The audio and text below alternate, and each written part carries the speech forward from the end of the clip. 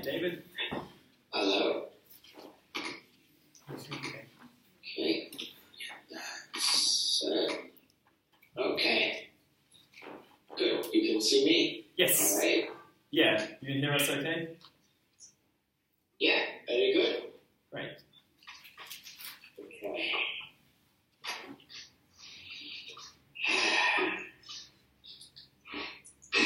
All right. And in the middle, one empty seat. And still coming. And still on their way, apparently. We had to change rooms, so I hope she didn't get confused with that. I love the sign for it. Oh, that's a good sign. Thanks. Okay. Hi, how was Japan? Yeah, it's good. It's good. Your sound is not as good as usual. You're quieter. You hearing that? Let me see. How Crystal, say that again. How was Japan? Still same softer than usual, but I can hear you. She's quite quiet. I haven't even sitting next to her. How was it? Oh, yeah, it's good. I hear Chris a lot better. Okay. No, it's okay. Chris is right. I think it was Crystal talking softly because I heard him well. Okay. Yeah, Japan is okay. It was nice and green and cooler temperatures than Malaysia, so it was good. One more little green highlight I can put on the world map. Yeah. You know, get the whole world highlighted. I saw Russia. I didn't go to Russia, but you can, from the northern tip of Japan, you can see Russia. So maybe I can just put a green line on the edge of Russia then on my map. Yeah. Okay. All right. So, what do we want to talk about? Well, we have the question exercise from last week to list our desires and our things we want, things we don't want. So, Okay. yeah, we can always launch into that. All Simon, right. where do you want to go? Whatever your questions are, let's start with that, and then we'll get into something else. Okay, I'll start. Before you came on Skype, I was talking to some of the others about whether the exercise revealed anything they didn't already know. What I mean by that is when I write down the whys that I desire or desire to get rid of things, maybe I didn't go far enough, but it was kind of not very self-revealing, I thought. Maybe I just took it too superficial. Well, when you're exploring, you don't know if you'll ever find anything or not, Okay. right? But people still explore, just in case they find something. And then, yes, I don't know how deep, of course, you went into it. Everything depends on how seriously you take something, and that will determine, didn't I just write that? Something like that? That if you've noticed the proportion of effort you put into something, if you notice the amount of effort you put into something, it is directly proportional to the faith and belief you have in your success. Okay? So, look at everything you do, whatever it is, anything really, and notice the amount of effort you put in, and then contemplate how much you believe it is possible. So, for example, when I was younger and starting my new business, a new business, I would commit every penny I had and have debt. So basically, if I failed, not only would I have lost everything, but I'd have debts to continue paying. And I could do that because I had total faith in my success.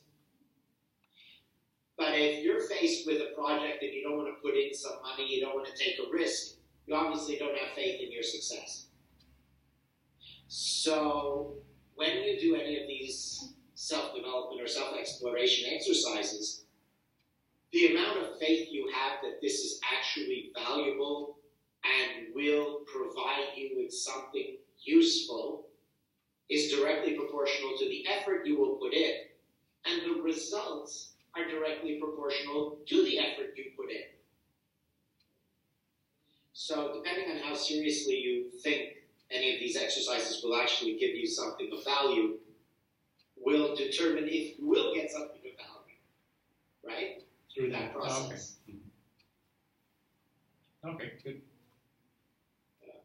So if you didn't find anything of value, either there was nothing of value to be gained, or you didn't do it seriously enough. Probably didn't spend long on it enough, which is kind of what you're saying. Yeah, well, long, serious, same, right?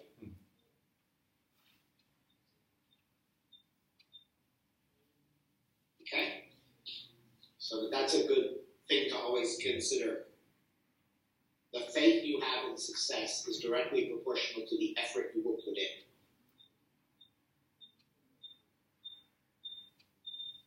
in. Okay. I don't know, this microphone not so good all the time. Okay. Anyway, let's see what else somebody has. Maybe it's the room. I don't know. This is another room. This is a bigger room. Yeah. Because you know, maybe if there's echo in the room, the microphone makes a little distortion. Could be echo of this hard plastic. I got an idea. One sec.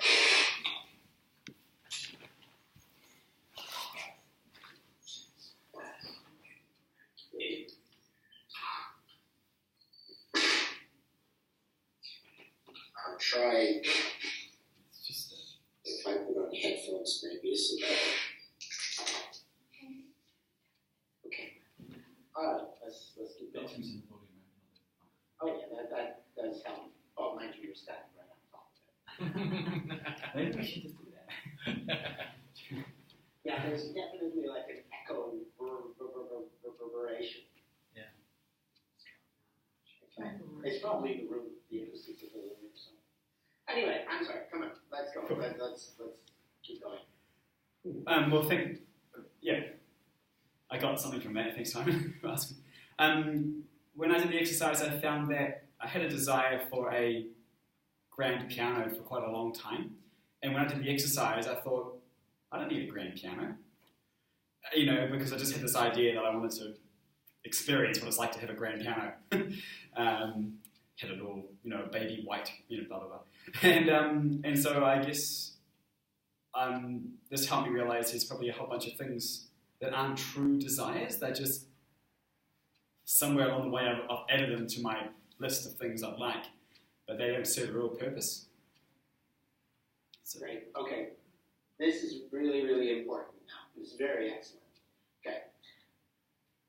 The human mind is like a plate with sand. Okay? It's a plate with sand. And if there's any vibration, all the bits of sand, grains of sand are going to move. Okay? So, every thought you have, every desire that you have, regardless of what or where it came from, is moving that plate, vibrating that plate. So the grains of sand are all moving. Now, when the grains of sand are moving, you're like this tiny little creature that's walking across this big desert, and you can't really get anywhere because the ground is moving. So imagine a proportion of being in a desert and all the sand is moving and you're trying to walk through that. You can't get a good foothold, right? And you certainly cannot sit still and be calm because everything keeps moving. Okay? So every desire and thought is moving that plate of sand, that desert of sand, so your mind will never rest. Okay. So now, what you just had as this desire, the exercise is to say, I want a grand piano. Why do I want a grand piano? And eventually you're going to come to some sort of a thought that's an identification that you saw a famous musician with a grand piano and you want to be a famous musician and you thought, well, if I have a piano, I'll be like him. Okay, just as example, something like that.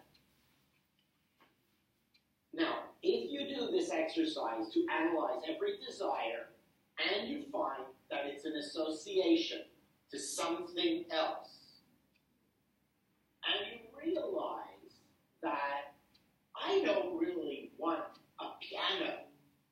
Maybe I want to be a famous musician. And then the fact is I'm never going to be, so I can let that thought and desire go. And then I don't need a grand piano anymore. Okay? When you do that, that grain of sand stops moving. See, because the plate of grains of sand is each grain is vibrating. Each grain of sand is a desire, a thought. And it's vibrating. The more the louder it is, the louder a desire it is. Okay? So as we analyze every desire we have, and we see the association, which is it's not really a desire for that thing, or it's not really my desire. Maybe my mother wanted me to be a pianist, so I love my mother, so I want to be able to play wonderful piano. You know, the more you analyze that, that grain of sand stops moving. Once you have resolved where that desire comes from, that grain will stop moving. Now, as we go through every desire with this exercise, we stop each grain of sand from moving. And eventually, no more vibration, no more moving sand, and your mind becomes calm. It becomes peaceful. Because there's no more vibrating going on. You can stand still on that. Okay? So you know what you need, what you must have, and what you do not no longer want. What you don't. Do not. Do not desire. Okay, it's not what I said, I think. No, but I'm just saying. Validity. Could I just explain why I said? Because if all the grains of sand are to be still, I'm assuming that I'm not going to eliminate every single desire. There's going to be some stuff that I want in my life, right? But is it still a still grain of sand if I get to that point? Okay, there are some desires like breathing, eating, a hug. We need these things, okay? These desires are going to be there. But every desire for any material thing is not real, in the sense that breathing, a desire to breathe, is a real desire, because you have to have that to survive. But a piano, a car, a house, whatever, is not a real desire. Now, a nice, reliable car, a nice, comfortable home, as opposed to living in a tent in the forest, that's a reasonable desire, but it's still not a real one. Because I want great comfort, or not maybe compared to a tent in the forest, but a small apartment versus a bigger house. Okay? It's a comfort. So it's not a real desire, but it is a logical desire, you could say. And what we're trying to do is eliminate all the non-real desires. So when you say, I'll still want some things, unless you have seen the reason, purpose, and where the desire originally came from, meaning, is it a desire to breathe, which means it comes from my instinct of survival, my body, mind, or is it a desire to play piano because my mother wanted me to play the piano? So it's not really my desire, it's her desire. And by the way, my mother never wanted me to play the piano. I'm talking about you, right? Okay? So, when you see where the desires come from, they all settle down. Our ultimate goal is to have no desires, right? I started working on something to try and explain about the deeper nature of the idea of no desires, but that's probably a long way off till I can show it to anyone. So for now, we'll just say that any desire has to find its original place where you got that desire, and accepting what you said, if I understood you correctly, that I'll always have desires, accepting that as normal and impossible to overcome is wrong because you have accepted defeat. Okay? The battle is me and my desires. It's me versus my desires. Me being the essence of what I am. So, to have a state of mind that is totally peaceful and calm, never mind enlightenment, but you can associate to that. But let's say a purely objective, present, calm mind. To have that, you cannot have desires for material things. You cannot have false desires, the desires that you got because you saw someone else has it. So that's me, that peaceful state, and the battle is me and my desires. These are the two opposing forces. So if you accept, I will always have some desires, and that's natural and I'll never overcome it, you have already submitted your white flag. You've given up.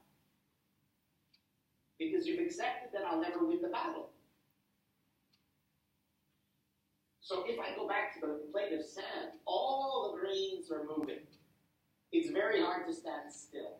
But if I could calm down half of those grains of sand, then the whole desert becomes a little more stable. And I can at least get a better footing. So, accepting that you will never get rid of all your desires, and you'll always desire pianos and cars and houses, and that that's natural and it's part of wanting things as much as it is wanting to breathe or eat, then you're given up. So, we have to say, what is my real one desire? Okay? You got the genie in the bottle, Aladdin's lamp and all that, except you didn't get 3 wishes, you get 1 wish. What is that 1 wish? That's another thing you really should have done a long time ago. You should do, if you haven't done it already. And you could redo it every month or year or something. You got the genie in the bottle. He's giving you 1 wish. What is that 1 wish? Okay?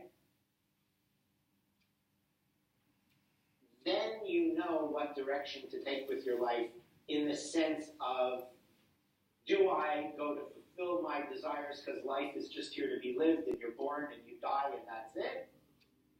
Or do I want to have a peaceful state of mind? Do I want to be enlightened? Do I want to be whatever, a famous musician, whatever?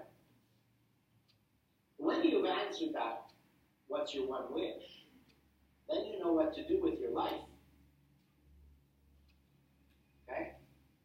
So, the problem is going to be, as long as you're filled with desires and not having done this exercise of trying to calm the sand down by analyzing all your desires, you will have too much movement on that desert of plate of sand in order for you to honestly, deeply in your true nature, true self, answer the question of what is my 1 wish? So, usually when I tell people you get 1 wish, what would you wish for? One girl was really funny. It's just random. I like, randomly teasing people. And I was talking to this guy. I said, what do you want? She says, $10,000. And then I went, 10,000? It's one thing to want money, but 10,000, not 10 million? Oh, I never thought of that much. So you see, because her mind was so limited, a huge amount of money to her, impossible to conceive of ever having, was 10,000. Okay. So you need to do this exercise on the desires to calm your mind down enough for you to really see what that 1 wish would be. Having said that, you don't have to wait. You could do the exercise, what is your 1 wish right now? You can definitely do that. You might be ready for that now. But I'm just saying that after you have eliminated the disturbance of the movement of the grains of sand, it becomes easier to clearly see what your one wish would be. Okay? So, work on the one wish, analyze all the desires to see their original source so that they no longer are vibrating in your mind, and then you can have a calmer mind. Now, vibration is sound. Okay? Sound is vibration, right? You know how you could break a glass by making a certain sound, right? So sound is vibration. Now, in my studies of sound, vibrations, how it affects us, mainly sound, where I found that many people live in a city and don't hear noises.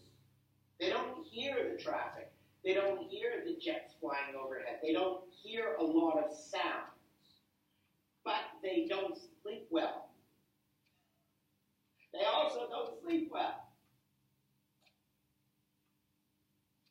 Having been a hermit for about 7 years, living in the mountains, total silence, removed from the nearest town for 4 years, the nearest village, it's only 20,000 people. That was about 20 kilometers away. The nearest city was 350 miles, so that's like about 500, 550 miles away. Okay? I was living for 4 years where it was bears and fox and deer and elk. That was all I had around me. Okay? Now, when you live in that kind of total peacefulness for so many years, you develop a great sensitivity to all sorts of sounds and vibrations. And so when I would travel, and I would be always attentive to how sounds and vibrations are affecting the body, I would notice that when cars drive by on the road, it shakes the whole building very subtly. And as the building shakes, your bed is shaking. Your body is shaking. It is causing a physical unrest. When there is a physical unrest, there is a mental unrest. So,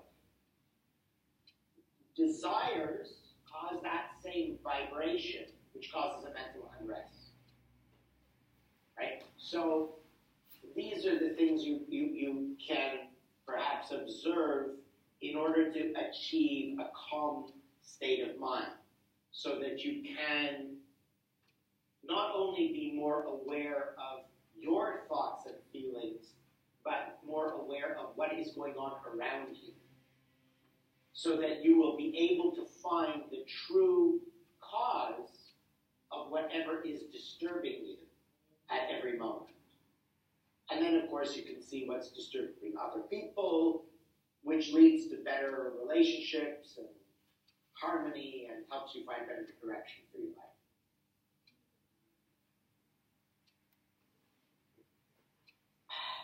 Okay, I can breathe now. Thanks. Well, how would that sound? Yeah, really good. David, with everything that I desire, almost everything goes to that one single thing, which I've always known my whole life. You know, that's what I live for. So does that mean it's not possible to put any grain of sand at rest? Because that desire is pretty near impossible to fulfill. Like, I don't know if you're desire. deliberately being vague because you don't want everyone else to know what it is, but that was pretty vague. Well, absolutely everything that I desire, and I don't desire much, but everything goes down to wanting love. But then beyond that, why do I want love? It's because when you're in love, you're very real. Okay. You have an open heart. You're connected with Okay, wait. many things. You may not think you have a lot of desires, but you actually do. That's a very good point you brought up. You don't think you have a lot of desires, but you have a lot of desires you are not aware of. And that is very important to discover the truth about yourself. Now, and I'm not speaking just of Crystal, okay? I speak of humans. Humans, you have so many desires let go. And you don't see it. You're not conscious of it. You don't think about it all the time. But it is there and it is vibrating.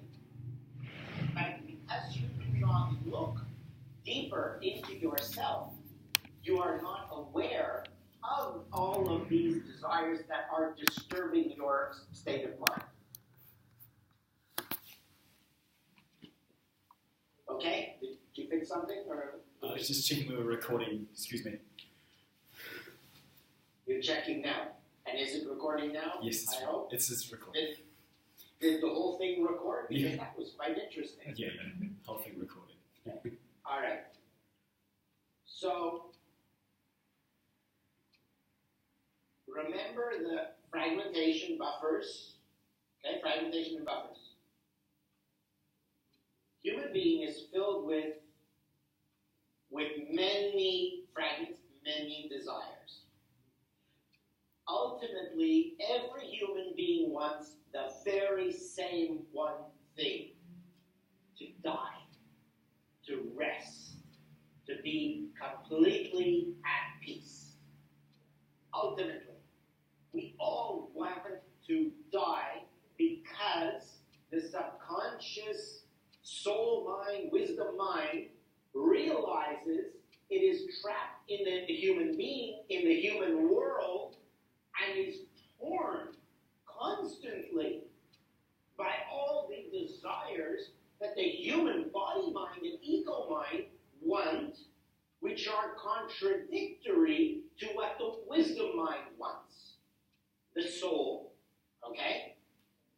So, when you say, I love sex, part of you says, I hate sex, because I desire it, maybe not at our age, but if you're a teenager. I want it so much, I'll do anything for it. How many mistakes have I made in my life? How many people have I hurt? How many stupid things did I do just to get sex when I was younger? Okay? Whether you did or you didn't, your desires, your thoughts are there. You can't help it because your body wants it. It's nature. And the wisdom mind says, see, but I don't want to do stupid things. I don't want to hurt people. So there's a conflict. And right there, from a young age, we are developing an inner conflict with death merely is the elimination of all of our self-destructive and controlling desires, which are contrary to our deepest desire, which is to have total freedom, peace of mind, no more demands on our life to work so we have money to buy a nice house and a car and clothing and food. It wants freedom. Now, the other thing is, it wants love. Now we're getting to the deepest desire of the human being, body and ego mind. Love, companionship. I don't want to be alone. Okay? Now those are the real desires. You have those two, and every human being has them, but because they are so impossible to achieve, we will allow ourselves to be lost in the fragmentation and the buffers so that we can be distracted by the myriad of other desires to basically keep our mind distracted so we don't see that what I ultimately want is going to be very difficult to find or to get. So now what happens is the buffers and fragmentations. You'll have many desires, they'll come and go. You will not realize them or be aware of them unless you are constantly aware of yourself and your thoughts and feelings to observe these desires. Now, because they are there, even if you do not realize or acknowledge them, they are still disturbing the sand. Sand's moving.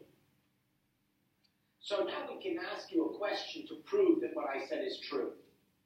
Is that if you truly desire something, and that is it, and everything that you think you desire is all leading towards achieving that one desire which you believe you have, why didn't you get it yet? Why didn't I get love? No. But that's the point. because that's what you think. But it is not in what you think and what you conceive or you believe you think you really want. Is not true. It has been distorted by the things you have experienced as a female human that you believe will bring you what you want. And those are all the little grains of sand, which is, if I have this, I will be happy. If I had that, I will be in love. If I had that, life would be perfect. All right? And that's where the problem is that, yeah, all I want is to be in love. Great. Okay, we know that's natural. Then why are you not feeling a pure heart of love at any moment for anybody? Because there's some movement, there's some confusion. And we have to settle by being aware of the reality of our desires that are just the moving grains of sand, in order for them to calm down so that we can actually achieve or get closer to the true desire of your wisdom mind. Okay? And the true desire of your ego mind and body mind. Every mind has a true desire. The body mind, we know. Pleasure, no pain. And it's got its basic needs. The ego mind, union. I need union. I cannot stand being alone. I need companionship. I need love. Why is love what we want? Is because it's union. I am no longer alone. I am now. Sorry. Love means, real love means, I'm not alone. I am now part of either one or a group or whatever it is. And that's what the ego mind wants. And it wants it because the wisdom mind, the spiritual essence of whatever it is we are, is that unity and is striving towards attaining that unity with everything in existence. Okay, I've written something also. I did a lot of writing while I was in Japan. And this one, I'll just give you a little touch from this a new thing I'm writing. God. We want unity with God. Now, every single human being believes in God. Everybody believes in God. But first we have to define what is God. God, to a Christian, old man with a beard up in the clouds, whatever it is, okay? Religious people have their view of God. Okay? Now, the scientist, the agnostic, who does not believe in religion, still has a God. His God is the neutrino, the tiniest particle in material existence. That's why they built that Hadron Collider in Europe, to find this neutrino. They nicknamed it the God particle. So those scientists, their God is the neutrino. To the Darwin, the atheist who believes in the Big Bang Theory, those two atoms that collided, that's his God. Okay? God is the beginning of all things. This is the definition of God. My definition anyway. I don't know if anybody else uses it. My definition of God is the beginning of all things. So, every human being has a God. Because no matter who you ask, if you say, where did it begin, they'll come up with something. Maybe, of course, how do I know about the Big Bang Theory of two atoms colliding? But I'll believe in that. So that's my God. Okay. And we want to return to God, because that's the original source of all things. And that means unity with everything in existence. Now, whether you're aware of it or not, and this one you're just going to have to trust me. Whether you're aware of it or not, every human being wants to return to that unity, whatever they believe it to be. And you have two ways of going about it. You can be uncomfortable your whole life, searching Or you can become a hedonist, a materialist, and get yourself very busy with Audi convertibles and all kinds of other fun toys to keep you satisfied and happy. All right? And distracted. Now, you come to me, to this group, you go to any ashram, any guru, anywhere, it's because something is wrong. You have some unrest that you want to settle. So here I'm trying to give you one way of understanding that and settling this unrest. So there's the wisdom mind wants to return to that unity. The ego mind, this one wants love. Love because that is unity for the ego mind. Because the unity of the wisdom mind means annihilation of the human soul. Right? Because you obviously can't have your individuality and be in unity with all things in universal existence. So the ego mind sees it as love, unity there. I'm now part of someone cares about me, I'm not alone. And then the body mind has its desires. So, when we acknowledge the true desires of each mind individually, by eliminating the false desires of the things we think will bring us to that, a real desire, you then can go in a straight line to the real desire rather than going in circles chasing all the false desires. Just before talking to you guys, I spent an hour and a half or something talking to someone who's going through a little heartbreak. She had a year and a half long-distance relationship with a fellow and finally ended it. And she's saying, okay, ended. All of a sudden he calls back, oh, maybe I should give another chance and try that. Listen, you knew from outset this is not going to work. Never mind reasons why. But there was no way this relationship could ever work. But now yet she wants to go back. And I said, so, what happened is you wasted a year and a half. And I've had this in one of my businesses, in one of my software companies, where the developer had spent a year designing the software, and it doesn't work. He didn't want to give up that year and say it was wasted by redesigning it again. And this girl said, I don't want to have felt I've wasted this year and a half. So both cases, one is it's a business venture, the other is in a relationship. Both cases, what do they want to do? Hang on for another 6 months or a year until the inevitable does eventually happen and say, listen, it is a waste, I've got to let it go and move on. And redesign the software or find a new guy. So, you see, this is the problem, why I say you go in circles. If you continue to chase your false desires, you just waste more time. And the more time you waste, the harder it is to let go of what you thought would bring you to where you want to be, because you don't want to feel you have wasted your life. But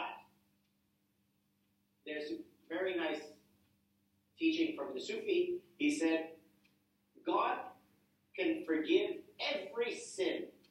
Every sin. God can forgive murder, adultery, rape, everything. God can forgive you of all these things. But there is one sin God cannot forgive. And it is not a question of will not, but cannot. A limitation of God. Wasting time. Because even God cannot turn back the clock. So that is the one sin that God cannot forgive, wasting time. So, what we're saying is, find out the false desires. Get rid of them so you can get to the true desire. If you do not do that and continue with chasing false desires, you're just wasting more time. Okay? So, when you say, I know what my my desires are. They are very few, but I have not achieved my goal. Well, then the evidence says you are not looking at yourself deeply enough. So you have to accept that there must be other desires causing you this little bit of disturbance that you need to be looking for. Okay? So don't think you're so smart that you know yourself. Remember, you're the biggest idiot you will ever meet, and you only imagine that you know yourself, but you do not know yourself at all. And so this exercise of examining every single desire and always being on the lookout for when a fleeting desire pops up is the best way to get to know your true self, because you eliminate the fragments and the buffers which are filled with all these desires. Okay? Thank you.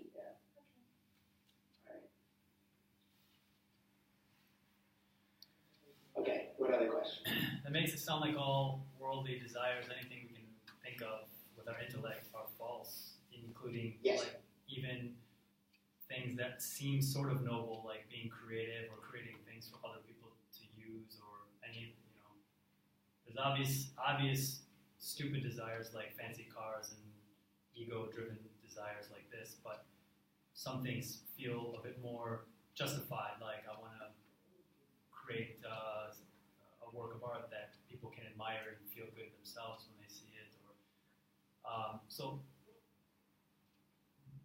that's a statement, I guess, with a question that is that the case? All those even seemingly deeper and more useful desires are still just worldly desires, so they fall into this category of wasting time. Very, very nice question. I love it. Today you're getting really good questions. Okay. We examine all our desires. And the material ones, cars, this and that, fine. This is material and waste of time. Nice to have, but a waste of time. So, now to create beauty, okay, a desire to create beauty. Now this is a good desire, but now I have to see or examine, why do I desire it? Why do I desire it? Now, it may be a little bit difficult or, confusing or strange sounding, but you should, in order to be able to know the difference between a desire which is a distraction and a desire which is natural and helping you progress in some way. In order to be able to learn to know the difference, try to understand why you desire to breathe. Why do I desire to eat? Now, immediately you're going to have the intellectual, obvious answers. This is a very, I've never heard of this one before. It's just come to me right now, okay? But it's like a Zen koan sort of thing, an unanswerable riddle. Why do I want to breathe? Why do I want to eat? What is the real reason? Because those things are obviously, I'm going to stay alive. I'm not going to die. So why do I want to stay alive? And that's a question people don't often ask themselves.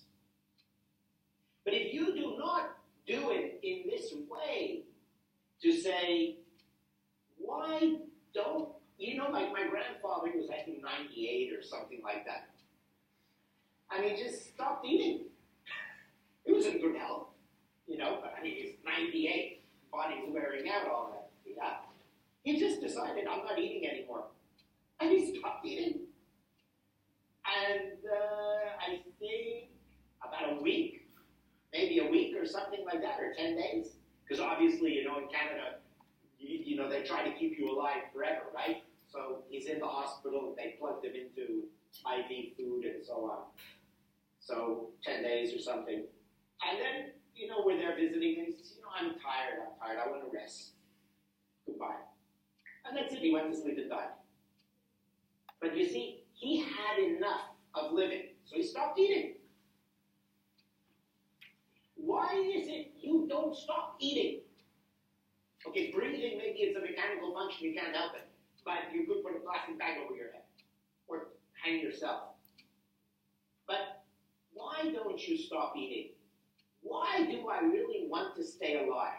This is a very important question to ponder, because until you actually do take that question seriously, you are not going to answer any of the other questions accurately.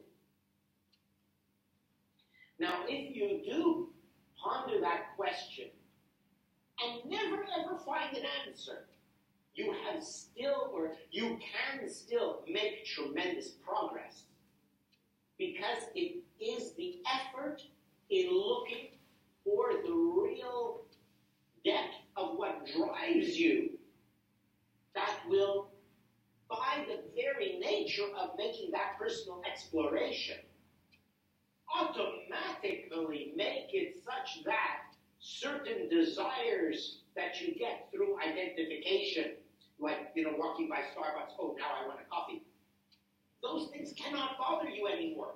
Those simple desires will no longer actually take root in your mind, because you will spend more of your time contemplating, why do I actually still want to live? Well, so I can get old and sick and decrepit and die anyway? I don't think I want to stay alive for that.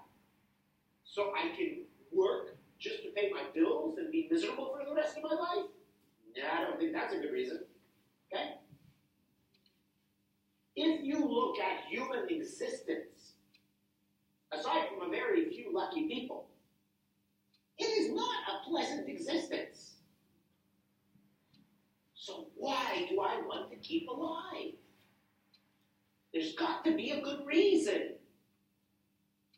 But nobody is questioning themselves. And so, of course, you spend your life with confusion and whatever your personal mess may be. So, question them. Why don't I stop breathing? Why don't I stop eating? Ponder that question. And that helps you eliminate a lot of the very shallow desires that are constantly occupying your mind. Okay? And in that process, Chris, you will answer your question of which is a real desire and a false desire, what has more value. All right?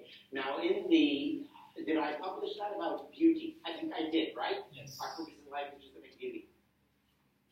So now I can say, I want to make something beautiful. Why? And I'll take a line from Think and Grow Rich. He said, if your job is to clean the streets, then clean those streets so well that when someone walks by your street, they say, wow, the person who cleans these streets really does a good job. Okay? So, if my desire is to create something of beauty, like a famous artist, do I sign my name on it? Of course, if you're an artist, yes. But there is your question, or there is an answer to your question, which is, if I desire to create a thing of beauty, is that a materialist desire, or is it a true desire? And the answer comes in how much ego is involved. Do I do it because I can charge a lot of money, or because I want to be famous, or because I want to get a girl, or whatever, right? So you question your real motivations.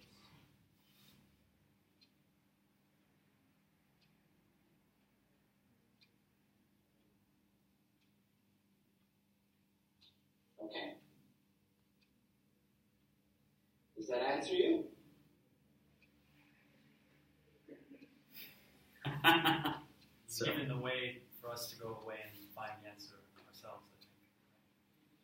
I'm sorry? You've given us a way to go and find the answer for ourselves, I think. Of course. Yeah. What do you think? This is a test in school where I'm going to tell you what the answers are so you can get a good mark? No, I'm just saying you didn't give us the answer, but you gave us the way to find it. So. Well, isn't that my job? No, my job is to give you the road map and guide you down that road, but not to tell you what you're going to find at the end of the cliff. That you're going to have to jump off the cliff yourself.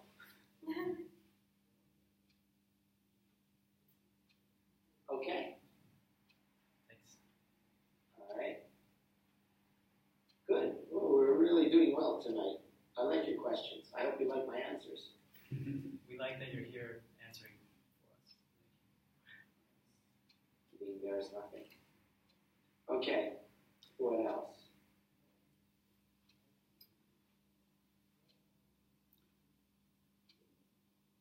What's your time? Oh, it's only 1 hour we're talking. Okay. All right. No other questions? I have a question about an exercise that Andy brought up last week. About did you call the exercise? The envelope exercise. Guess the colour Guess the in color the in the envelope. envelope exercise. Oh, wait. When two of you are talking, I can't hear anybody. So say that again, please. Exercise with the envelopes and the colors inside, and try to guess the color inside. So we did this like the week before when we got together on Friday night. But I'm not sure if I understand the exercise very well or if I know what it is about. Could you explain it a little bit, or what's the idea behind it? It's to, okay, when you're asked a question,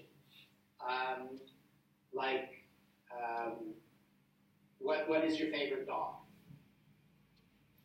You're going to go into memory and you're going to see a picture of your favorite dog, okay?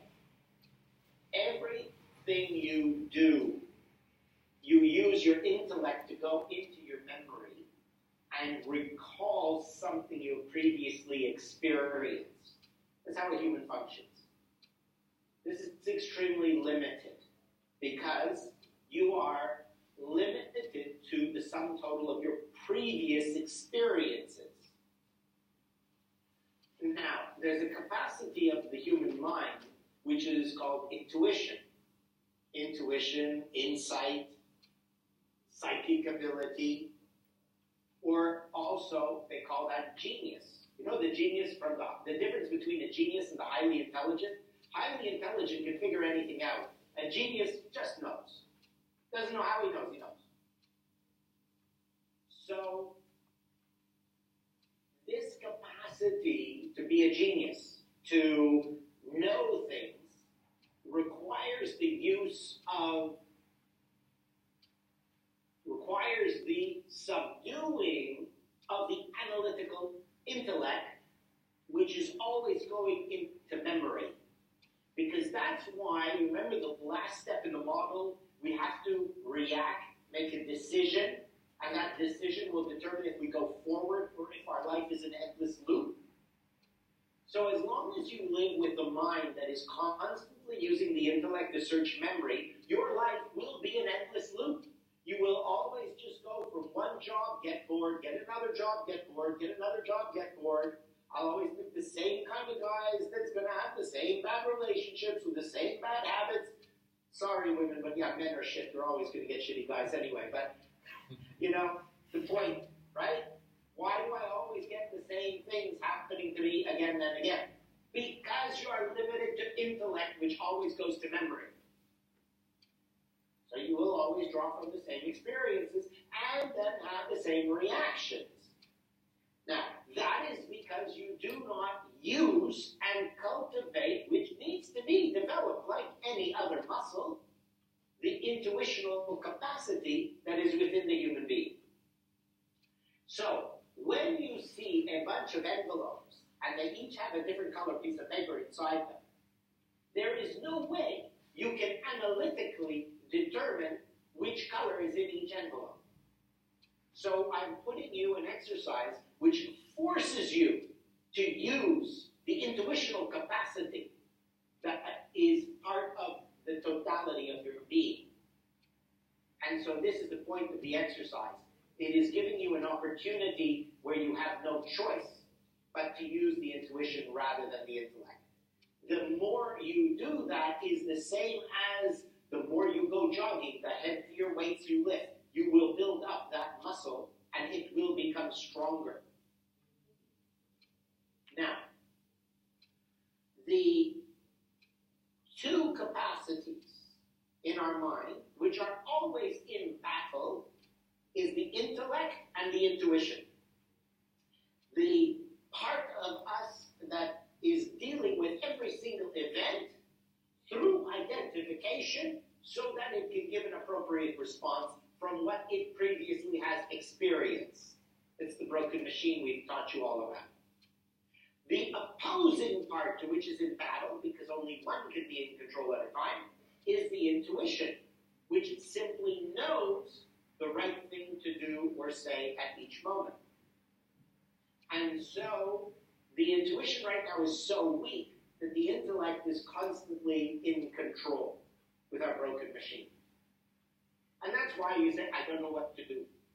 Do I quit my job? Do I stay in my job? Do I stay with this guy? Do I leave that guy? Do I move to this country? Do I stay in my home? What do I do? I don't know. Okay.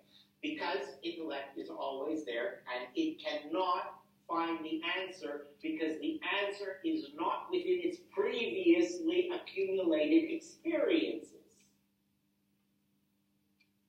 Right? If you say, here is a machine that needs to be repaired and it needs a particularly shaped screwdriver for a particularly shaped screw, and I look at my toolbox and I do not have that screwdriver, I will not be able to fix that machine. And I'll just sit there like an idiot looking at the broken machine, unable to do anything about it. Now this is when you are stuck with, I don't know what to do, whatever the question is. Because you have not experienced the situation before, so you don't have the tool in your toolbox. It is not an experience in your previous memory. The only way to find out what to do is to use the intuition, to open your mind to something totally new and unique to your previous experiences. Then you will know what to do. That's why I always have answers for people when they're stuck. I can always say, here, this is the direction to go in, because I don't have a brain. I use more intuition. I'm not using the intellect. Sometimes I am, of course, obviously I use the intellect too. But more intuition. What is right for this person at that moment? You can do this for yourself, but you don't because you're too stuck in intellect. Okay, so the color paper exercise is to force you to develop and strengthen the intuitional capacity so that when you are faced with a decision that you do not know the right answer to because it is not in your previously accumulated experience and memory, then you will be able to find the answer. Okay? So that is the purpose of doing this color paper exercise. And a lot of other exercises also lead to the same goal, but this one is one you can do. All right? So does that make more sense? No. No? I'll have to ponder about it. I'm still a bit confused, and I think that's what we were talking about too. If we often talk about intuition seems to be what we call intuition. Maybe you have another definition of it, but it's often based on subconscious memory of experiences. That's not intuition, no. That's memory, that's intellect. But it doesn't often feel like that. It gets like we were talking about the difference between a hunch and intuition and the feeling you know something but you actually don't know where it comes from, but still often based on previous memories. Well, how can it be from... Wait, if it's based on previous memories, then it is into intellect, identification and memory. This is based on previous memory. So it's within your little box. Intuition is something that you can say, I have a feeling about this. then that is something outside of you. It's not from previous memory. And that's why people get it wrong.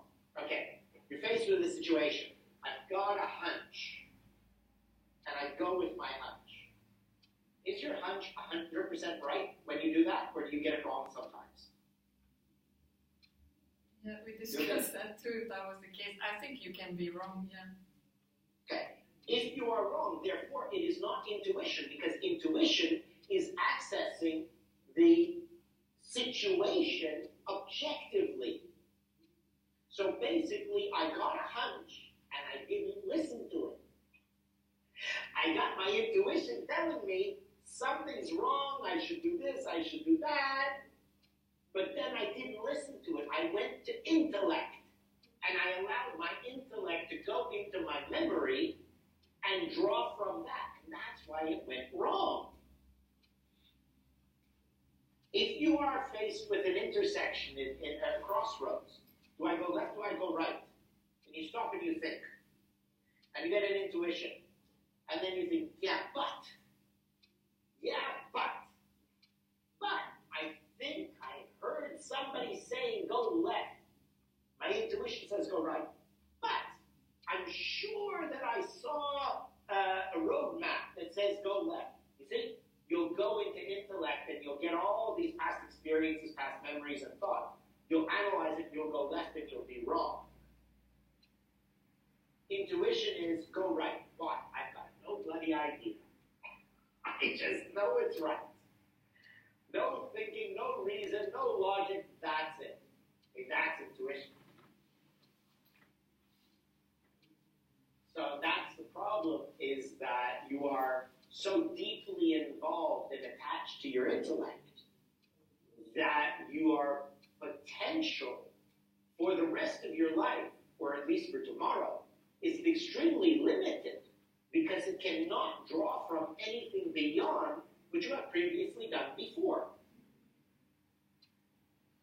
And that's why people's lives go in endless loops and circles, and we don't actually take a leap and jump. That's why, like with my life, I've moved countries now 6 times. I just travel and I think, oh, I like it, I'll stay. I went to one town in Colorado, I thought I'd be there 3 days, I was there for 4 years. I went to New Zealand, I thought I'd be there a month, I was there for 12 years. I get a hunch, okay, do it. Go, do.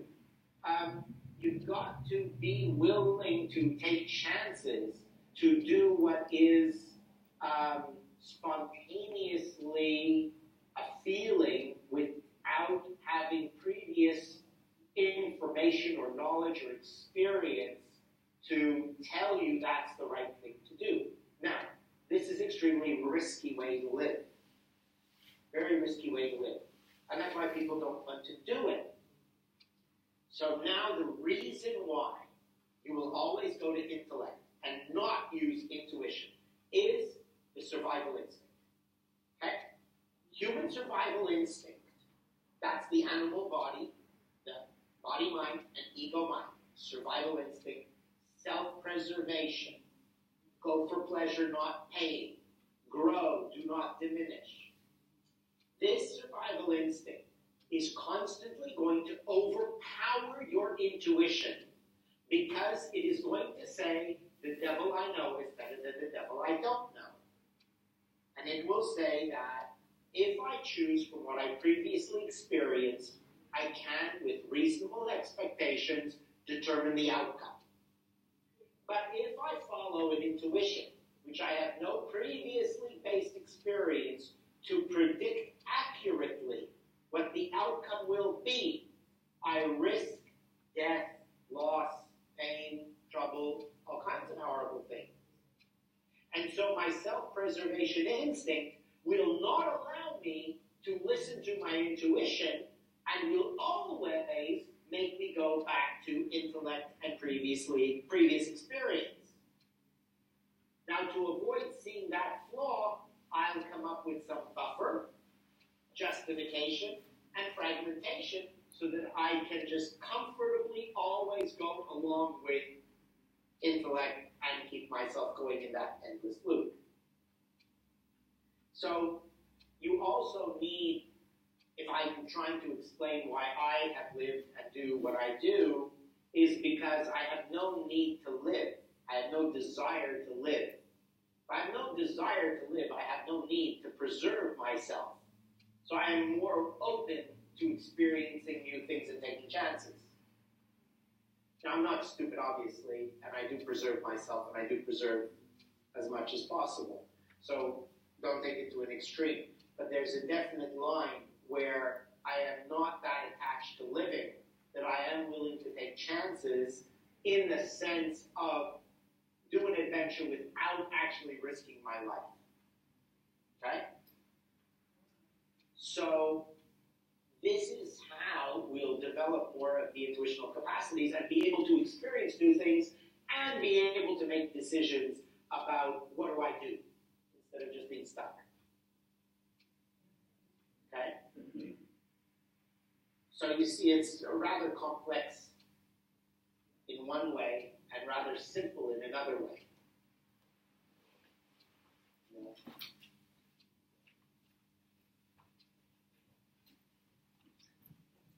Tiptoeing away. Mm-hmm. Okay, does that help you at all? I know you'll disagree, but it's not about disagreeing. I just don't understand it, so I'll have to think about it. Okay. All right. Okay, well, with all I said, are there other questions about that which could help explain better? Yeah, definitely. How on earth could we possibly know the color that's inside an envelope? Not on Earth. That's the point. It's intuition. It's beyond Earth.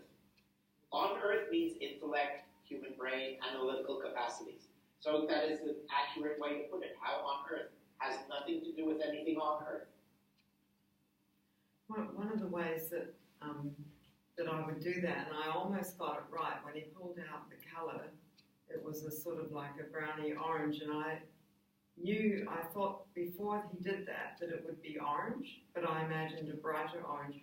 And the only way I do that is by grabbing the first thing that comes into my mind before I've actually thought of anything else. So that's right. Grab that first thought, it might be right. Yeah, but you notice how fast that first thought is replaced by the second thought? Yeah, exactly.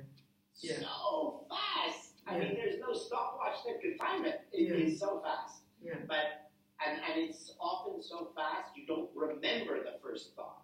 Yeah. Or you let the let the other thoughts confuse it. Yeah. That's right, because your first thought has to be intuition, because it hasn't had time for the intellect to come up with an analysis. Yeah. The second thought is the intellect coming up with, oh, wait. We might die. Mm. Let's think about this again. Yeah. Self-preservation instinct stops you from following your first thought because it says, wait, we've got to know, is this dangerous? Yeah. So, that's it. First thought, but you have to know the reason you don't follow first thought. Yeah. I believe, because if you don't know the reason you don't follow first thought, then you'll never be able to. You know, you've got to understand it or to help enhance it. Okay, so a better question then is, how is that thought put into our minds? The accurate answer to the color or something. Yeah. When you're taller, I'll explain it to you. I look forward to that. Yeah. Basically, the answer is you cannot understand it because you are asking for an answer in one language that is a different language than you will ever learn how to speak. And so you cannot begin to understand it because you're asking an intellectual question, asking for an intellectual, concrete answer to something that has no concrete material existence. So you cannot understand the answer because you are not using the capacity to comprehend the answer. You're using a different language. So if I'm, it's like that, like Our favorite one when we were young kids and swearing was not allowed at home was, oh, fuck, fuck, fuck. Ah, how dare you? No, I was just saying seal in French. Because in French, a seal, you know the animal, a seal, is said fuck. So you could swear and say, no, I'm just talking about the animal. Okay? So the point is that you cannot hear the words explaining the answer to your question, because if I put it in words, your intellectual mind would turn it into a different meaning, would interpret it differently, and you would not comprehend what I'm actually saying. So that's why we can't explain it. So is there a way to learn this language eventually at some stage to be able to understand, and is it worth even talking about or asking such a question? Well, you can ask the question, and can you learn it? Yes, do the exercises I give you and you'll learn. What do you think I'm teaching you here? It's all about developing that capacity to get you beyond the limitations of your humanity. So what I'm trying to give you is to get you beyond your limited human existence. And that's what all the exercises lead you to. But first you've got to break the walls from the inside of the prison before you can get out and start smelling the flowers. So is that answer always put there and we just don't recognize it, or intellect gives a different answer too quickly every time, or do we need to develop before those answers will be put in? Answers to what? What color is in the envelope, or what's your question that you want an answer to? I guess in any question. So, like, when we do this exercise with envelopes, are we given the correct answer every single time when we don't recognize it? How do I know? Oh. I'm not going to read your mind. Yeah, okay. You're only going to know that when you get the right color. The more you do it, the more you're getting it right, that's all. I see, yep. Okay. It's a very engineering question. Probably, yeah. Well, it was confused a little bit because one of the people would look at the envelopes and memorize different marks, and they knew which color it was, and I'm like, how did you know that? And then of course he explained, oh well, I just know that's the blue one. So I didn't tell you that because I kind of took it for granted that you would have known to make sure every envelope is identical, so there wouldn't be any differentiating marks on the envelope. I'll have to find some new ones here. I Or you can that just when mix I them made up. the exercise, and I had assumed that you would have figured that out because it's so easy to say, oh, there's got a little mark in this envelope, a little mark on that one. It's so easy to figure it out. So I thought you would have known that you should not allow the envelopes to have any individualized markings. But you could mix them up. You could mix the colours up. Oh, you mean take them out and put them in different envelopes? Yeah. You could do that, but then that takes a lot of time, and people are too lazy. If you have to do that every time, you have to reshuffle. No, I don't have patience for it, right? So you just get envelopes that are all identical with no individualized markings. Okay, sorry, I assumed you would have figured that one out by yourself. Wait, they're all the same envelopes. They just got sometimes a little bit old. Excuse me. All right. You just said someone was able to see marks on different envelopes. Just checking you understand. Now you told me that, now you said they're all the same. So make up your mind. Okay. Yeah. Always with a good excuse, huh? Can't just accept something and learn from it. Always a justification to get off the hook. That's what humans do. Okay. All right, what else? What's the next question? Do you think that some people can actually read, develop the intuition so well that they can actually, read minds? I know look at the future for people. Yes. Future, no. Reading minds, yes. It's easy to read another human being's thoughts. Human beings are an extremely simple creature. Extremely easy to read a person's thoughts. Predicting the future is impossible because there are so many factors that a human being can choose differently at any event. And with those choices, that will alter the remaining future of that person's life. So we cannot predict. No one can predict what an individual human will do. I can predict with 98% certainty what a person will do. But there's always the chance that they will do something different for a number of circumstances. You know, like, for example, you're driving a car, and I can say, you're going to drive the car this way, and you're going to do this, and you're going to do that. But as you're driving the car, a bird flies by and distracts you. And so you then will react differently. So you see, there's too many random things that can happen which will alter a person's course of actions that we cannot predict. So future prediction, no, not true. But if somebody says, I can predict your future, and you go to the fortune teller and they say, this and this and this and this is going to happen, you will then act accordingly to make those things happen. And then the fortune teller was right. They were not right. They just manipulated you into taking that course of action to look right.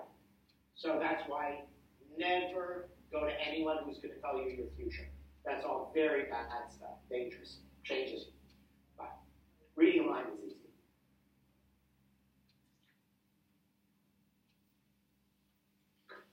So with the intuition, I mean, it just sounds like from this and other things I've read that the answers to all questions are available if we can access them, ponder them.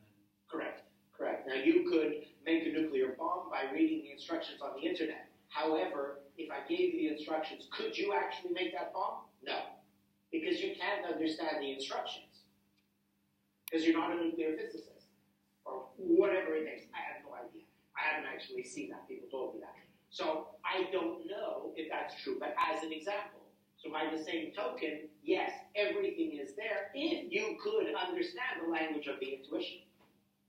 So the first thing is learn the language, learn how to use it, and then, yeah, anything is possible.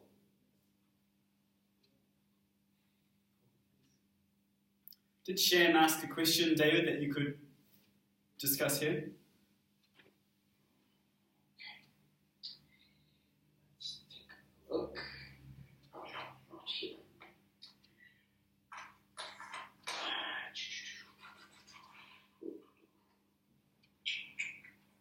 I could ask another one while you're looking for it. Now, here she is. Question was with regards to desires. I think you mentioned that desires originate from the ego and the Tao Te Ching, and in Buddhism very much talk of having no attachment to our desires, and yet it is probably one of the most difficult things I find to do, especially if you feel so strongly that this is a path or action you think you should be taking or feel inspired to do by your soul or spirit. Also, a desire is often the motivating force to action, which can be incredibly positive. So can you tell us more about desires and how can we hold a desire that motivates us, but not become attached to the outcome?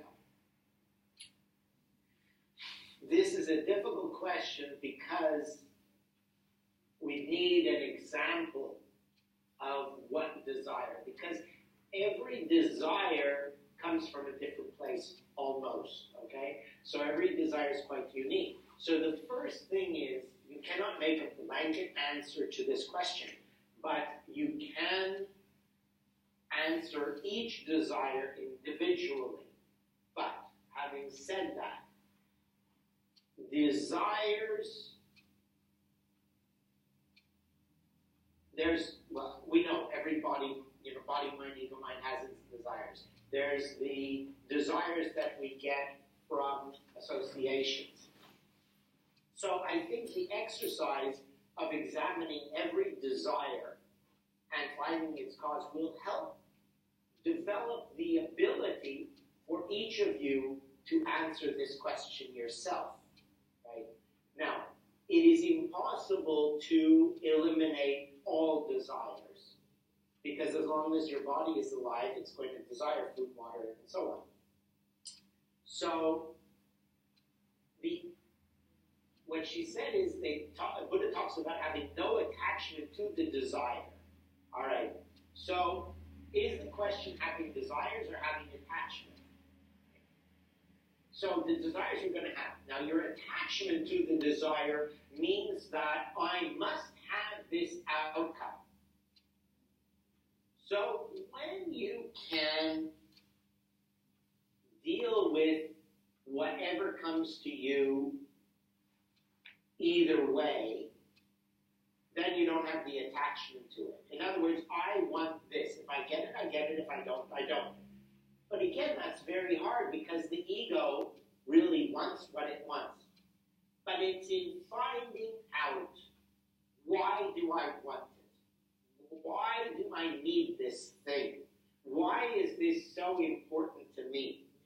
In finding the answer to that question, you will release your attachment to the outcome. Because you will find that most of your attachment to the outcome is a programmed need or a misconception of what that desire will, or when it's fulfilled, what it actually will give you. In other words, if we look at the marketing of buy this car, buy this blender, buy this house, or the best one is De Beers, the diamonds guys, that show her how much you love her by the size of the diamond. So women want a huge diamond ring, so it means the man really loves her. So you have an attachment to the desire to have a huge diamond ring because you want to know that the man really loves you a lot. So when you know that your desire for the ring is not about a ring, but it is about knowing how much you are loved, you are no longer attached to the desire of the ring. Because you know what the real reason or what the real desire is. Okay? So I think that is, in the exercise of analyzing desires, answers her question. Okay?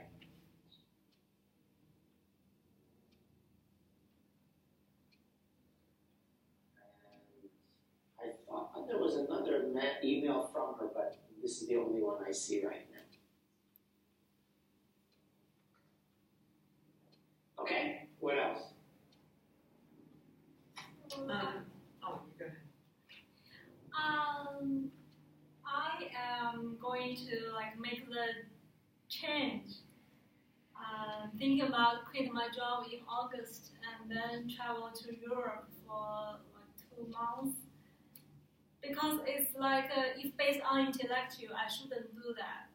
Most people say that you cannot just quit your job. You need to find a new job, and then you take your annual leave to go on holidays.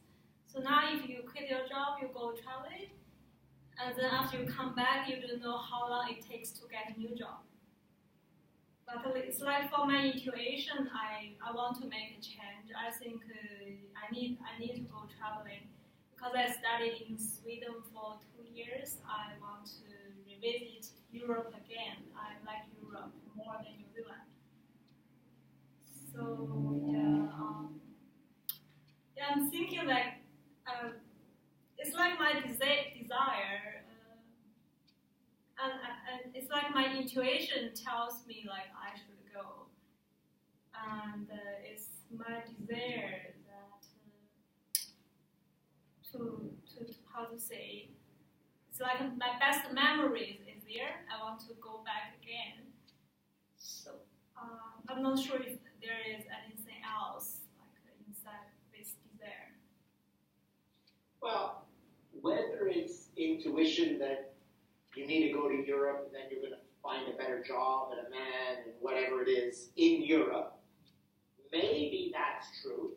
Or maybe it's the typical human thing, which is I always want to go back to a past time where I was happy. And we have happy memories, So you are just identifying with happy memories, and that's why you're thinking of going back to Europe. But you have no happy memories of Africa, so you don't think of going to Africa, for example. All right? So we don't know until after you would actually go to Europe and find out. We can't know. We can't know if it's intuition because that's where your future is going to be better, or if it's just, I'm looking to repeat a happy time because I'm unhappy here. And this is where the risk is. Do you actually go to Europe and find out? Or do you say, no, it's just identification of the past, I'm not going to waste my time and money? Now that question is answered with how desperate are you to find happiness? And not desperate in a negative sense. In other words, how determined are you to find happiness? And the amount of determination, remember how I said before, the amount of faith you have will determine the effort you put in. Well, it's the same thing. How much determination do you have to find happiness will determine what you are willing to risk to try different things to get that happiness. But at the same time, you do have to think, is it travel to a new place? Is it change your job and leave New Zealand? Or is it Europe? Right? Because the intuition of leave this job, it sucks. Leave New Zealand, I'm not happy here. Go travel. There could be the intuition. And then identification comes in and says, oh, but I was happy in Europe, so I'm going to go to Europe. Okay? So you see how it could be a combination of both. And the only way to find out is to do it. If you're not quite certain, then is to do it and find out. So let's say, and this is where we use all our capacities. So intuition comes off the emotional nature. Intellect, intellectual nature. So now I've got an emotional intuition that says travel to Europe. So I'm going to use the intellect, and I'm going to say, intuition says travel. You know what? That kind of makes sense. Okay, great. It also said Europe. Now let me analyze. I'm going to travel. Where should I go? Africa? No, too crazy, too dangerous. Middle East? Absolutely not. Not as a woman, for sure. Whatever it is, okay? Analyze the different possible places in the world you could go. Intellectually, the pros and cons of each place. Your financial situation, if that has to play a factor. And then intellectually, you can balance the intuitional desire to travel. And maybe that gives you direction. And you may end up saying, yeah, Europe's the place to go. I personally am thinking of going to Europe in September, also for a month. You know, not a particular reason, just feel like doing it. I have the freedom to do it. So I can. I've got nothing to risk. So that's where your intellect comes in. What is the risk?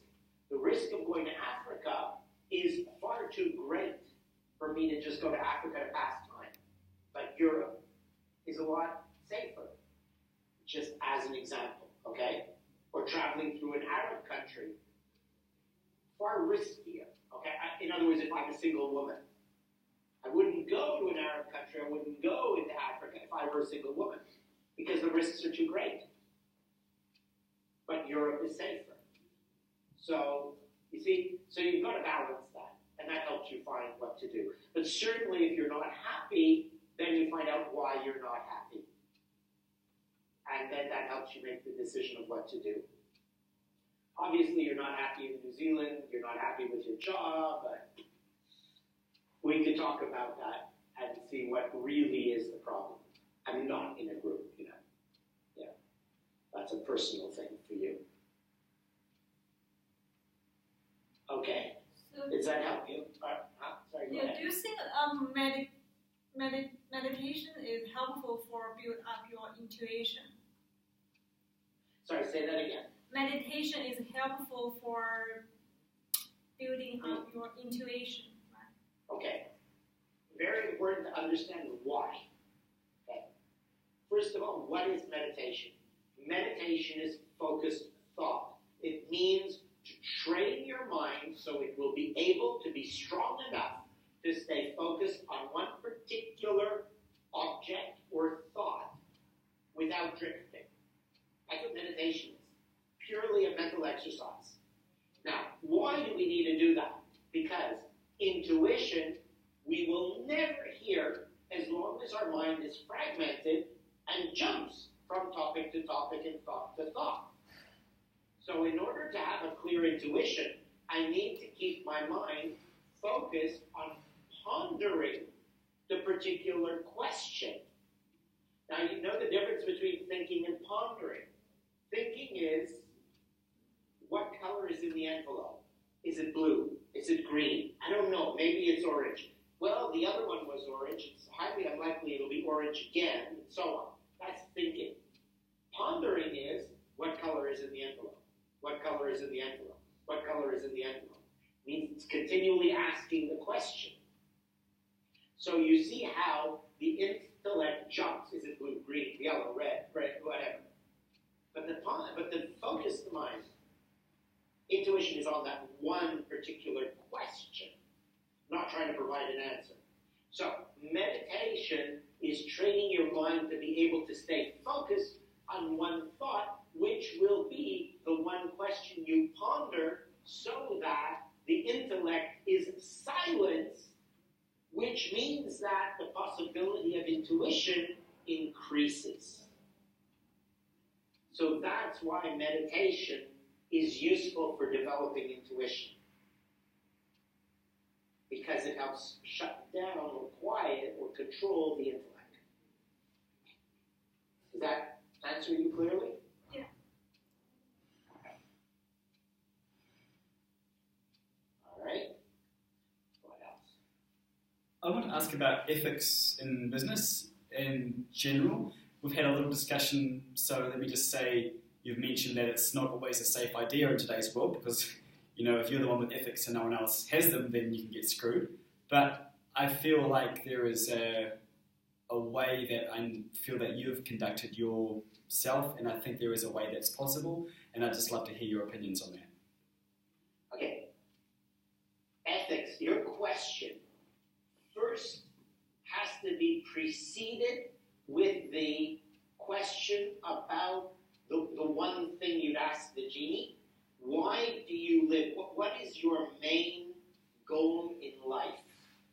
Now, if your main goal in life is to make a lot of money, if it is to be famous, if it is to be rich and have your name on every building, then there's one question about ethics. If it is to become a Buddha, it's another question.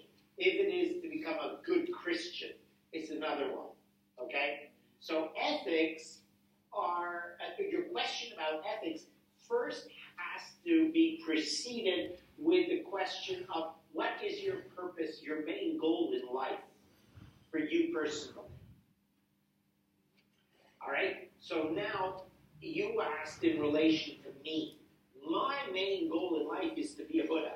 My main goal in life is to end suffering for every human being in existence. So in order to do that, I need my mind to become peaceful, calm, at rest, so that I can live with my intuition as my guide, so I can have perfect empathy and compassion. Now, I cannot have those things if there is guilt in my mind.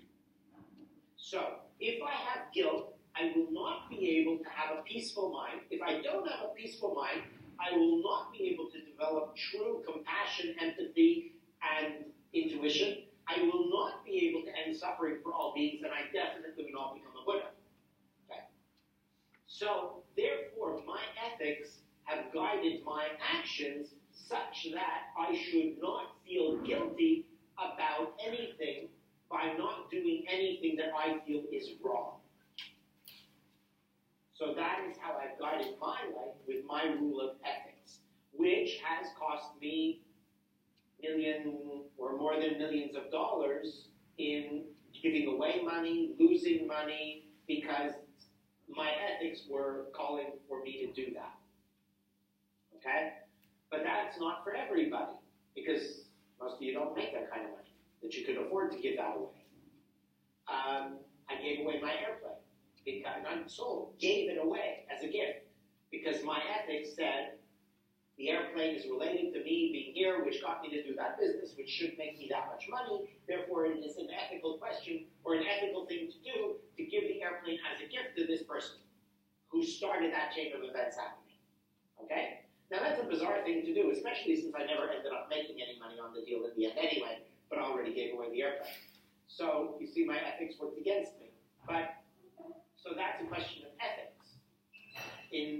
For me personally. For you personally, would have used your brains a little more and said, well, when I make the money, then I'll give you the airplane. Okay? So, ethics is really personal, and it's entirely related to your personal goals in life. Right? But basically, for me, it was so that I will not feel guilty, and when I die, I will not have a regret or a negative thought that, I screwed that person, or what I did was not right. I want to die with a mind that is totally peaceful, that has no regrets, and I can live according to what I believe was the best way to live. So I can die in peace. Now, the immediate benefit of it is I also can go to sleep every night in peace. Right? So your ethics, and if you are following your own personal ethics, is determined every single night by how well you sleep. Right? And not sleep well anyway because you don't give a damn. But that's just one way of checking your ethics. So basically everyone's ethics are all up to how they want to live and what their goals are in life. All right, does that answer your question? Yeah, it's really good. Thank you. What do you want to be? Then ethics are merely a set of rules and guidelines to be what you want to be. And if you don't know what you want to be, then there's no way to determine what your personal ethics should be.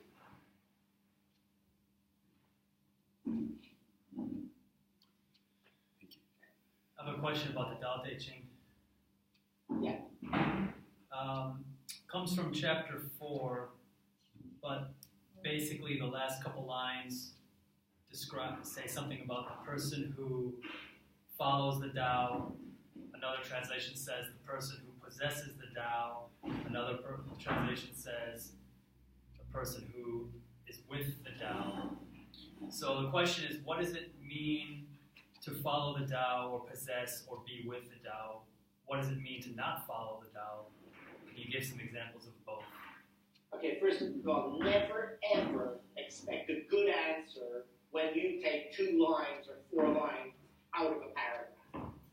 Be that Tao Te Ching or any conversation anywhere. The story is when you're reading the book of how to disarm the bomb, and it says, cut the red wire after you cut the blue wire. Because then you're going to blow up, right?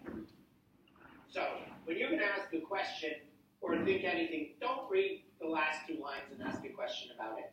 Give me the whole paragraph. Now, I think this is the one you did email me, which is, those who are on tiptoes cannot stand. Yes, correct. Now, is that the entire chapter, or is that also only an excerpt from it? Well, there's 9 lines total. Well, wait, I mean, what you emailed me. Or why don't you read us the entire chapter and then ask the question, because then you have a better chance of getting a good answer. Okay, chapter 24. Okay. Those who are on tiptoes cannot stand. Those who straddle cannot walk. Those who flaunt themselves are not clear. Those who presume themselves are not distinguished. Those who praise themselves have no merit. Those who boast about themselves do not last. Those with the Tao call such things leftover food or tumors, and they despise them. Thus, those who possess the Tao do not engage in them. Okay. So now, remember the Tao is the concept of God, right? It is the beginning of all things, and it is totally selfless. So to say those who possess the Tao means I am totally selfless. If I possess the Tao, it means I am the same as the Tao, which is I am totally selfless. Now, the Tao being God, eternal, the beginning of all things, the end of all things, it continues beyond all things. It doesn't give a shit about anything. Because no matter what happens, it still is. It's going to be, and it's never going to be hurt, diminished, or enlarged, or changed. So it doesn't care. It's totally selfless. So those who possess the Tao are totally selfless. Now, all the previous things you said, those who are on tiptoes can understand. Now, why does one stand on tiptoes? To be taller than everybody else. Those who straddle cannot walk. Straddling means to grab as much as possible, encompass everything. Those who flaunt themselves are not clear. I'm great, I'm wonderful, look at me. Those who presume themselves are not distinguished. I am the best there is. So obviously that's not really something of value. Those who praise themselves have no merit. I am the best artist. I am the greatest inventor. I am the smartest person in the world. Anyone who's talking, I am, means that nobody else has noticed. If I have to tell you how good I am, it means you cannot see how good I am. Therefore, I'm not that good. I have no merit. Those who boast about themselves do not last. Well, you know what? Someone who keeps telling you how great they are, you're going to get bored of and walk away from. So they don't stay around on too long.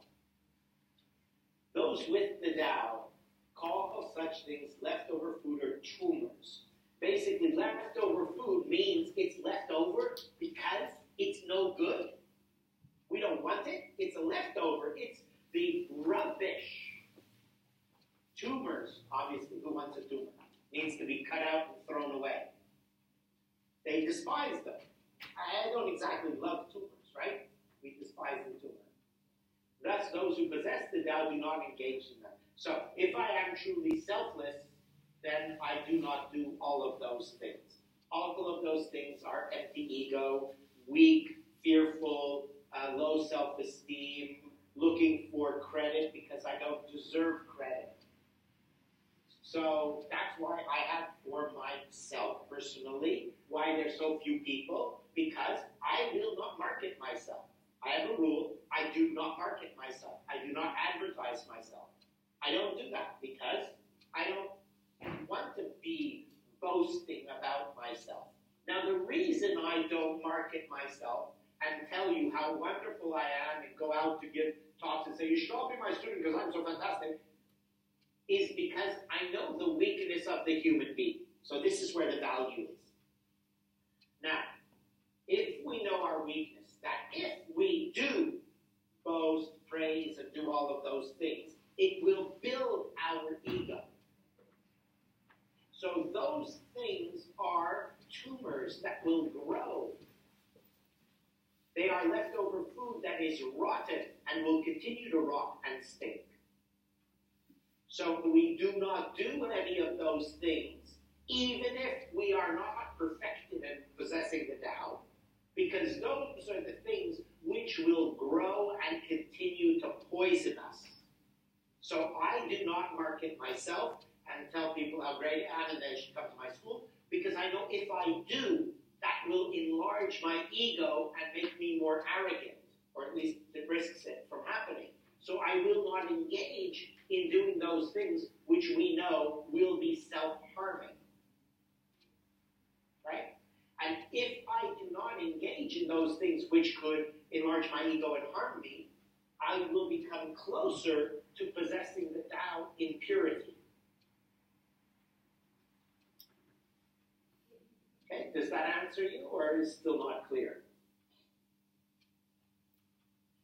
Yeah, I think it does answer me. Okay. I was pondering it a little bit, and like following the Tao, it kind of felt like there's like a supreme way of being and going about things in the world, and how that might be. And trying to answer it myself, I just thought it would be the ego getting in the way of the Tao, like the natural way. So, like for example, I had a question for my boss, and like I was about to ask him, but then I could see there was something like on his phone that he actually needed to attend to that. So instead of like asking him for the answer that I wanted, I just let it go so that he could naturally do what he was needing to do anyways. Is that kind of an example of like put aside your own desires in that moment for what needs to happen outside of you? It doesn't exactly match this particular chapter from the Tao, but still, that's a good thing. Obviously, you are not the most important thing in the universe. So he had something else to do, and yours could wait. So you put it aside. Yeah, sorry, that was the follow-on question was how to be with the Tao. But you kind of answered that in the answer you already gave, so. Yeah. I was going to say, didn't I just tell you that? Okay. All right, so that's clear? Yes, thank you. Okay.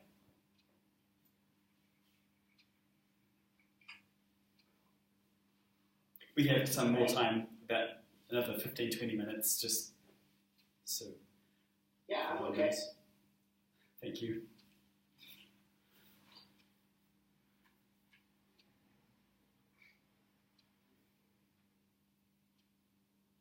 Go ahead.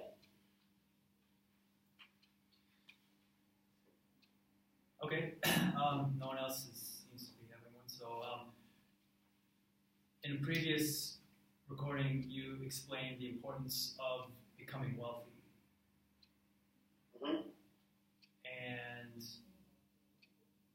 my question is simply, can anyone become wealthy? And how do we go about doing that? Given that No. No? Not anyone can become wealthy. No, I'm sorry, I thought you looked like you were still talking. So, was there more you wanted to ask? Oh, sorry, just to say, like, your description really resonated with me, and assuming that we all accept, your description and we all want it, that was just the lead into the question of can anyone achieve it and how? Okay. Not everyone can achieve wealth. Why? Because you don't know what wealth is. Wealth, what is wealthy to you? Having everything I need to fulfill all needs and wants for the rest of my life. That's very vague. Having enough money to fulfill all those things. So that How much is enough? $5.3 million. Okay. Better than 10,000 anyway. $5.3 million at 4% interest minus 33% in taxes was enough yearly interest income to pay for all of the needs and desires that I had identified. And what are you going to do if you live off the interest income? Yeah. Then when you die, you will still have $5.3 million. What are you going to do with that money?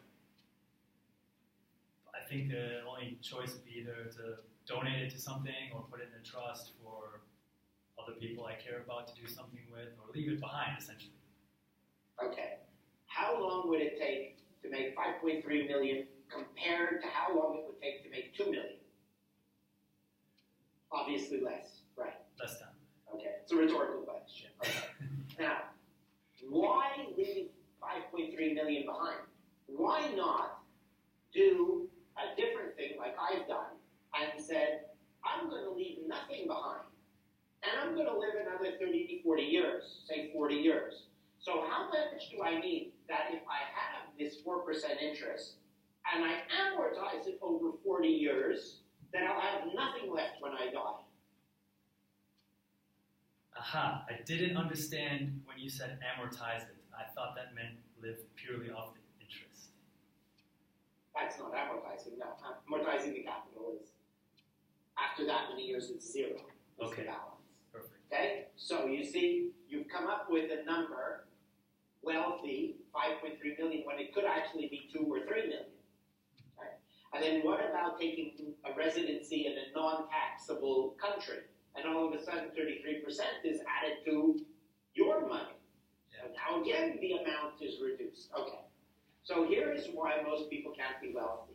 They don't actually know how much they really need. So because of this mistaken direction or mistaken goal, they do not realize what it's going to take. Now, when you put a number, then you have to say, is it reasonable and feasible for me to make that kind of money? Can I make $5.3 million? And how long would it take for me to make it?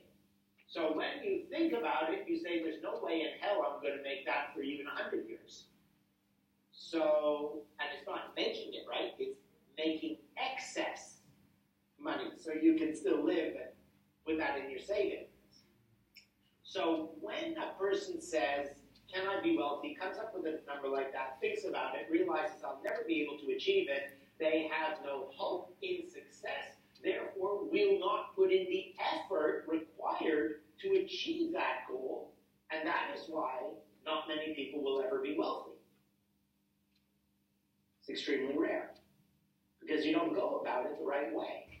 You determine a number which you believe is hopeless, and therefore the subconscious refuses to put in the effort to even begin to make a little bit of money.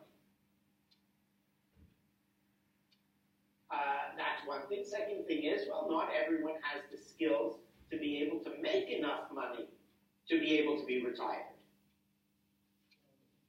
So, there's a problem. Now, the concept of we need to be wealthy in order to have enlightenment, again, brings another question of, can I actually believe in achieving enlightenment? Again, nobody's going to have the faith that they'll achieve it. Again, no hope, not enough effort. So another reason why not many people will become wealthy. So you see, you're not approaching an objective, or the question objectively. Now let's go back again and say, why do we need to be wealthy to achieve enlightenment? Because it means we need to be free and not filled with desires that will make me compromise my integrity. So, to say I need to be wealthy in order to achieve enlightenment is to say I need to have perfect integrity and to have mastered all my desires. So if I achieve that, the amount of money I have becomes irrelevant. One man I know, he really achieved a high level of development, personal development. And you know what? He worked his whole life. And he lived in a very tiny little one-bedroom apartment his whole life. Well, almost all his life. He became very old and he lost his sight, unfortunately, and he had to go into a home to be taken care of. But, you know, it's normal whole life. He had very few desires. He actually had quite a lot of money, but he drove a 15-year-old car. Didn't need to buy a new one. Okay. So, you see, the idea is wealthy is freedom. We can achieve freedom without a vast amount of $5.3 million. So there is the problem with your question, or sort of, the answer to your question, is that it's not a matter of money. It's a matter of mastering the desires, mastering the fear of what people will think of me. You have to overcome that fear of what people will think of you. You have to live by perfect integrity and ethics so that you are happy with yourself and that you are willing to risk anything to do what you believe in. Okay?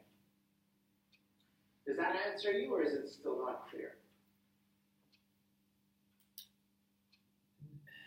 I'll have to listen again. It's a little bit less clear because it's my flawed understanding is feeling like it's veered away from the previous talk of having so much money that you can cover all of your needs and wants.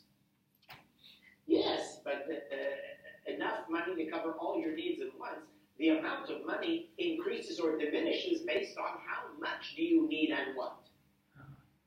So if we work towards eliminating all of these false desires, and we come to the objective desires, meaning survival of the body, a comfortable, peaceful life, those things, that alters the amount of money you need. Next is the question, where am I going to get that money? Am I comfortable in my job that I will always be able to earn enough money? Do I have a good retirement savings plan that I could live on if I lose my job? Does the government give me enough money if I am unemployed? So I have many different ways of bringing the number into a realistically achievable amount. You weren't taking all of that into account. You were just going for the money. I think, by the sounds of it.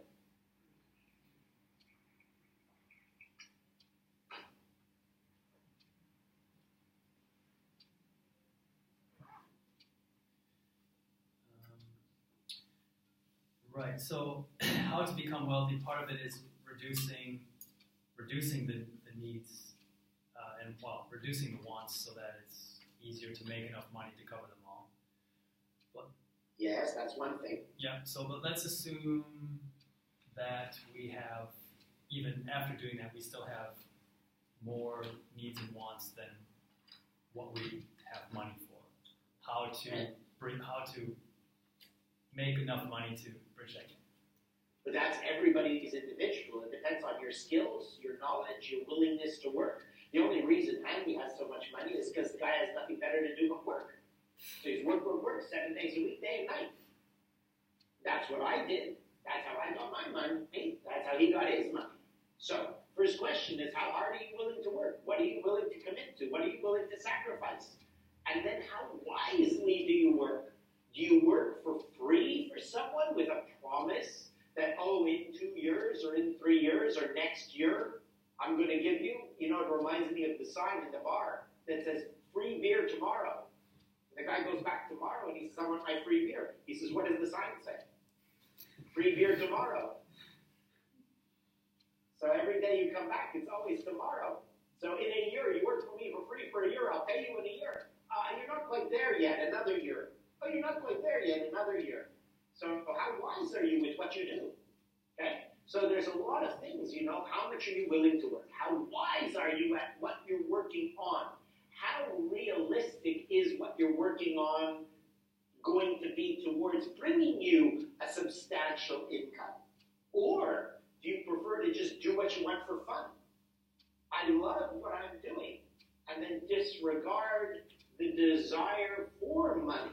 Maybe you don't have a desire, but I'd say if you desired a lot of money, then what are you doing to get the money? So again, we come back to the genie in the bottle. You've got your one wish. And I say, genie, I want this.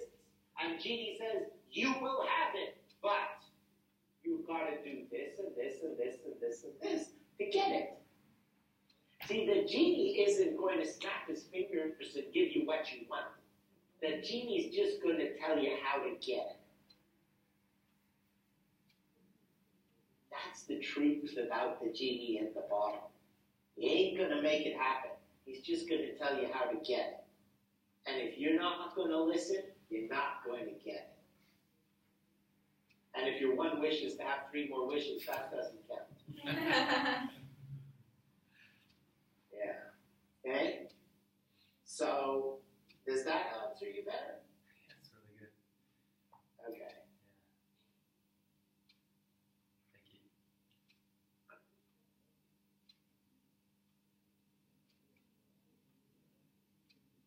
All right. What else? Yeah, I think I got a question. It's a bit academic now for me, but hearing you talk about us as individuals, but when you're in a family, your connections on your desires and your wealth are quite complicated. Do you have anything to say about that? You're still individuals, but you are sharing certain things. However, your question is a little bit vague. In other words, how old are the children? Or are you taking care of your parents? Or what is your job and earning capacity? Are you the only one who's able to earn? What do you want to teach your children? So there's so much more to that question, which... Yeah, I mean, it's academic because my children are actually grown up now. But I spent most of my life being the only person that's really earned any money for the family. So most of my money's gone on wives and children and dogs. Forget the dogs. I could have done without the dogs. Well, see, but that's exactly it. Now we'd have to go back in time and say, what is your one goal? What are you going to ask the genie for? Now, if it is so that I can I can have enough money to raise my family, give my children a good education, and still have money for me to enjoy my retirement in old age, you shouldn't have the dogs. And maybe a lot of other things that cost you money, which were an expense that money could have been used to accumulate, to buy property, to have more money later on in life. Okay? So there is a question when it is with family and so on, where is the one goal? And in the end of it, are you happy with the results based on how you lived? Now, if it is, at this point, if you're a Chinese, then your children should be earning money and giving you money now. Right, Sandy? You should be giving to your parents when they get old? Sandy doesn't have her the parents passed away. I'm sorry, but it's Chinese culture, right? Yeah.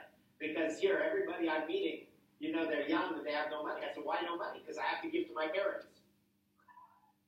So everybody is doing it. So all kinds of different questions or answers to your questions. So I don't think I gave you a great answer, but if you want to ask something else about it. No, I guess it does all link back to desires, but being part of a family is a desire as well. When you have a child, that's why I never wanted children. I would never have children. Because when you have a child, you have just signed yourself up for slavery for the rest of your life. All right? That's my view. If you have a child, you are not a parent, you are a slave. And your duty is to support and raise those children such that they will become the best possible human beings they can be, which hopefully includes the same values if they have children.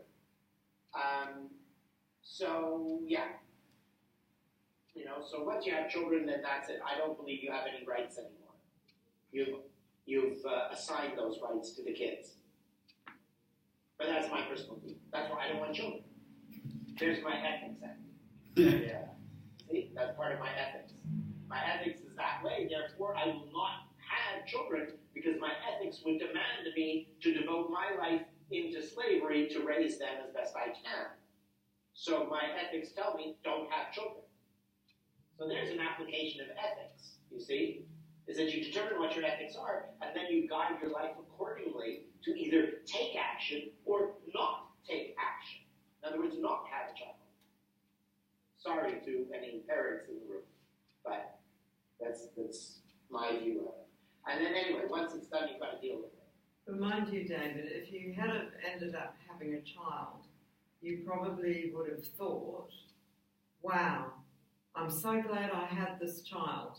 That's the irony of the situation. Well, I know. Once you have a child, this is your whole world. Yeah. Granted, you parents have an experience that I will never have. Yeah.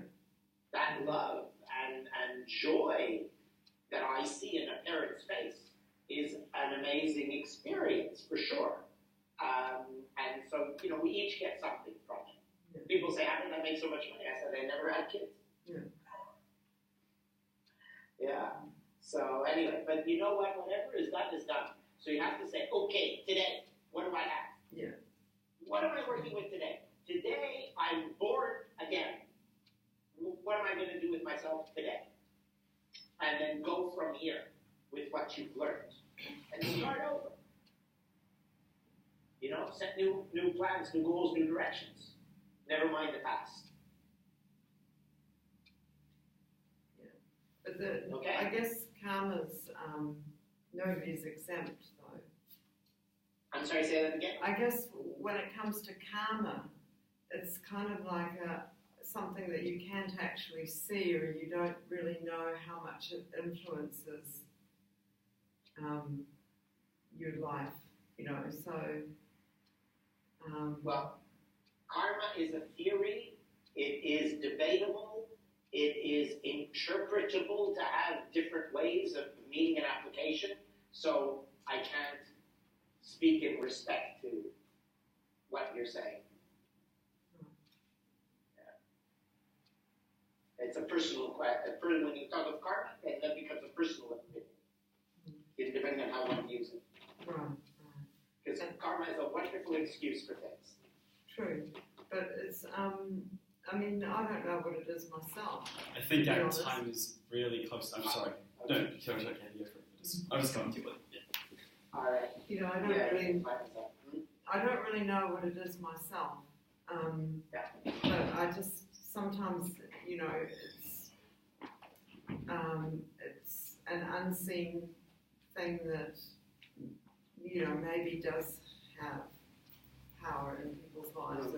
See, the thing about it, when you say unseen, it's like, for me, you say there's no solution to the problem. I think there is a solution. You haven't looked hard enough yet. Yeah. Okay? Karma, to me, is an excuse for not taking responsibility. When you say it's an unseen thing, it's that I don't want to see. Close my eyes, it doesn't exist. I didn't do anything, it's karma. Okay? But I do not accept karma because I take a full responsibility for myself and my actions. So to speak of karma is always an avoidance of responsibility, in my opinion. Right. So that's why I don't accept the karma stuff.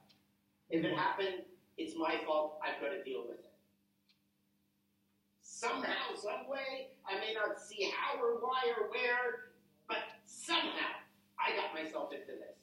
And I'm going to have to deal with it. And that's the best chance you have of guiding your life from here on in, by taking 100% responsibility for everything. Okay, you got to go now, Andy? I think we've kind of outstayed the extra time they gave us because they've got to organise this room and stuff. Okay, all right, very nice. Thank you very, very much. Thank you. Thank you. Okay, good night. All right, bye-bye. Cheers. Bye. Bye.